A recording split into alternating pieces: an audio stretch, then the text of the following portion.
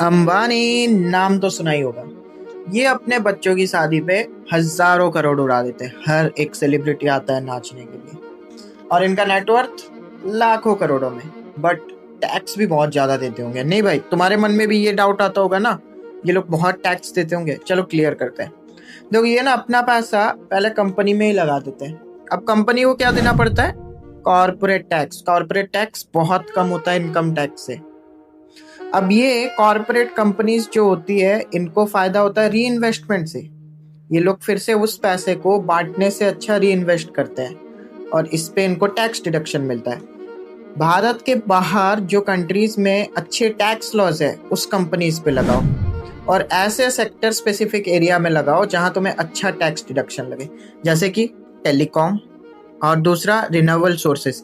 ये दोनों चीजें तो रिलायंस बहुत अच्छे से करती है। अब देखो, ये लोग बहुत अच्छे लोग हैं। तो ये लोग ने शादी के लिए बहुत सारा पैसा खर्चा किया था ना, तो लोन्स अगेंस्ट देयर शेयर्स। अब शेयर्स के अगेंस्ट अगर तुम लोन दोगे तो सही है ना भाई, बेचने से तो टैक्स देना पड़ेगा ना। अगर तुम लोन लोगे तो उस पर कोई भी टैक्स नहीं है। अब ट्रस्ट पे बहुत पैसा दान करते हैं, बहुत अच्छे लोग हैं। इनके ही वजह से तो इंडिया का आधा पॉपुलेशन जो गरीब है, बहुत फायदा हुआ है उनको। बट ये जो पैसा है ना, ये खुद के वो फैमिली ट्रस्ट में चला जाता है।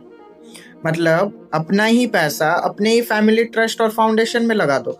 एक तो उधर पैसा बचाओ और ट्रस्ट से आया हुआ पैसे पे कोई टैक्स नहीं लगता। मतलब एक सोर्स हो गया कि खुद के पैसे को खुद ही रेगुलेट कर लो। अब ये एंटीला जो इनका घर है, ये भी एक बिजनेस एक्सपेंस में जाता है, इसके स्टाफ जो लोग भी है। तो मुझे ये नहीं समझ आता, गवर्नमेंट के इतने सारे रूल्स हैं, हर एक ये मिडिल क्लास जो इतने मेहनत से पैसा कमाता है इस पे लगता है। बट मुझे अगर ये बात पता है कि ये लोग कैसे पैसा बचाता है, तो क्या ये गवर्नमेंट या इनकम टैक्स डिपार्टमेंट को पता नहीं होगी? फिर भी ये कोई नया रूल नहीं निकालेंगे या इनको और ज्यादा सपोर्ट मिलता है। देख लो भाई, यही चलता है हमारे देश में।